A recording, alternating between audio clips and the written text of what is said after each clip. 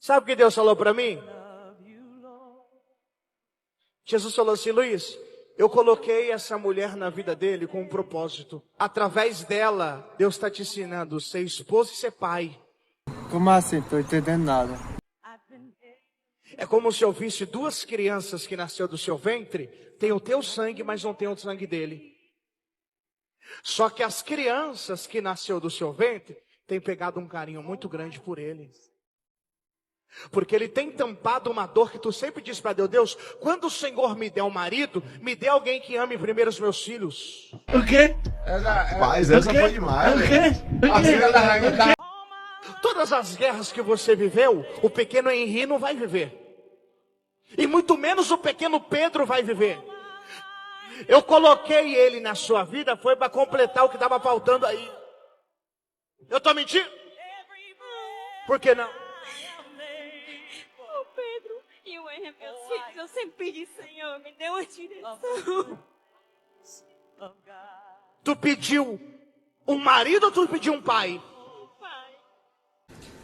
Glória a Deus. Glória a Deus. Mais um vídeo emocionante, e a hora que o pastor começou a profetizar, eu quase fui às lágrimas também. Ela não queria um marido, ela queria um pai para os filhos dela. Provavelmente o pai do pequeno Henri e do Pedro é um irresponsável, não sei se é o mesmo pai, mas enfim, não vem ao caso. O importante é que agora esse varão aí vai assumir tudo e não tem problema, é nóis. É isso que o Miqueinha deve estar pensando no exato momento desse vídeo, porque se Deus tá mandando e o rapaz aí provavelmente já quer, porque ele tá apaixonado pela guerreira, por que não? E eu acho legal, não tem problema. Pelo menos duas crianças aí que iam crescer sem a presença masculina, vai ter esse bom rapaz aí de coração nobre para assumir as crianças e a guerreira, e glória a Deus. Mas tirando essa parte religiosa, que é muito importante, eu acho que pro rapaz não é tão interessante assim, porque agora nesse exato momento ele tá loucamente apaixonado, com certeza. Mas pode acontecer de no futuro esse sentimento todo dar uma esfriada, que geralmente é isso que acontece, e o casamento desse rapaz pode acabar tendo o mesmo desfecho de muitos aí, que é o divórcio. E teoricamente, como ele não é o pai biológico das crianças, ele não teria a responsabilidade, mas como a gente sabe, pra justiça não é bem assim que funciona. Esse rapaz, por estar completamente apaixonado pela guerreira, ele não tá se dando conta que a responsabilidade que ele tá assumindo agora vai acompanhar ele por pelo menos uns 18 anos. E alguém ouvindo eu falar isso pode até pensar: então você acha que uma guerreira, só porque ela teve 2 filhos, ela não pode ter relacionamento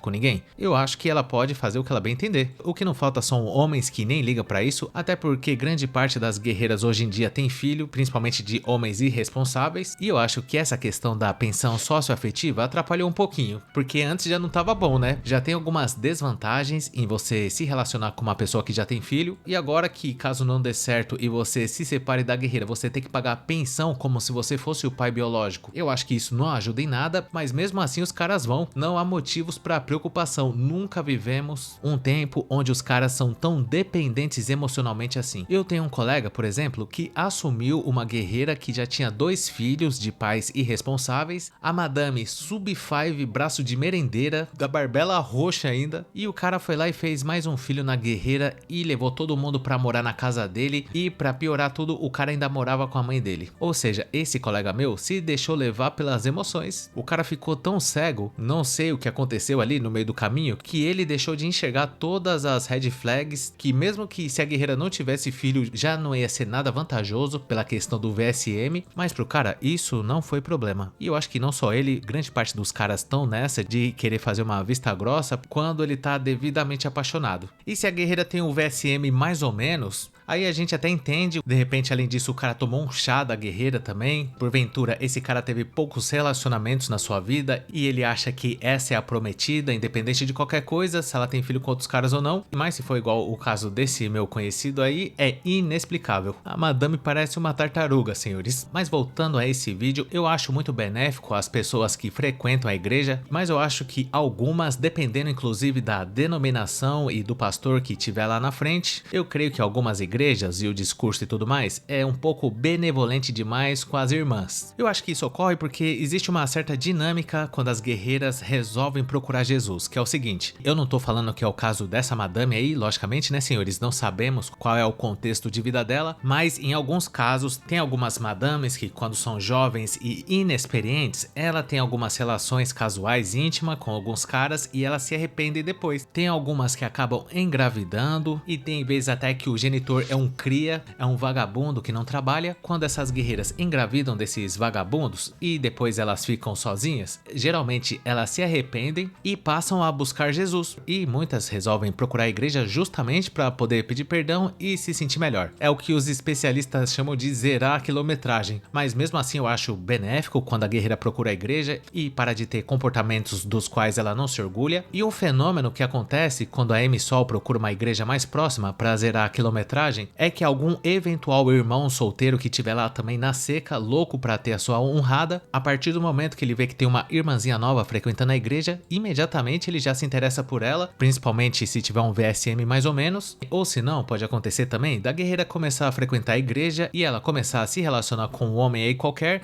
e o cara se apaixona por ela e, como demonstração de amor e em sinal que ele realmente quer um relacionamento sério, ele vai lá e começa a frequentar a igreja junto com ela. O pastor nessa já ganhou 2 fiéis e cabe a ele abençoar essa relação dando essa profetizada aí. E no comecinho de relacionamento, o cara visivelmente emocionado, tudo é novidade, aí é uma beleza. O duro é depois de um tempo, né, senhores? Quando o cara já tá há alguns anos casado com a guerreira, que tem 2 filhos de outro relacionamento, que ele vai ver se realmente ele fez uma boa escolha. A princípio eu pensei que o pastor tava adivinhando tudo aquilo e eu cheguei a pensar que ele não sabia que essa guerreira tinha 2 filhos, que ele só tava falando ali alguma coisa que Deus tava falando com ele, mas não é possível que ele ia acertar até o nome das crianças, que é o pequeno Henri e o Pedro. Certamente alguém brifou o pastor aí antes dessa abençoada, mas eu acho que o certo era o pastor conversar em separado com Miqueias, questionar ele se realmente é isso que ele deseja, alertar ele às responsabilidades que ele tem, principalmente na justiça, se caso esse relacionamento não der certo. Até porque quando o cara tá cegamente apaixonado, ele jura qualquer coisa, principalmente assim na igreja onde as emoções estão afloradas. Você viu que a madame aí foi às lágrimas. O pastor falou exatamente aquilo que ela queria ouvir, até porque se ela continuar frequentando a igreja, o Miqueinha também vai, enquanto ele estiver apaixonado, e todo mundo sai ganhando. O pastor que ganhou novos fiéis que vão frequentar a igreja dele, a senhora aí que se arrependeu amargamente de ter 2 filhos de homens irresponsáveis, o Miqueias também que sempre sonhou por esse momento, a família já pronta, não precisa nem fazer nada, e o pai responsável também, né, que no momento de cabeça quente ali com a guerreira na época, com sangue nos olhos, acabou depositando seu material genético dentro da madame e saiu ileso, não precisou pagar pensão e ainda pode ver seus filhos sendo criados por outro homem. Ou seja, o DNA desse cara vagabundo que se aproveitou da situação quando a guerreira era inocente, entre aspas, e não sabia o que estava fazendo, foi pra frente. Agora o DNA do Miqueias, que demorou muito para conhecer a guerreira, aí talvez nunca saberemos. E eu gostaria de saber a sua opinião sobre esse assunto. Deixa aí nos comentários o que você pensa disso. Caso você tenha gostado, não esqueça de dar um like e se inscrever no canal. E o mais importante, ativar a sinetinha das notificações. Além disso, eu te convido a juntar-se a Masters Teta Júnior Chedney Bolivariano dos Santos no nosso clube de membros para ter acesso a vídeos exclusivos por apenas R$ 2,99. Caso você não tenha assistido algum desses vídeos que tá aparecendo aí na tela, eu recomendo você assistir a eles e muito obrigado por ter chegado até o final. Valeu!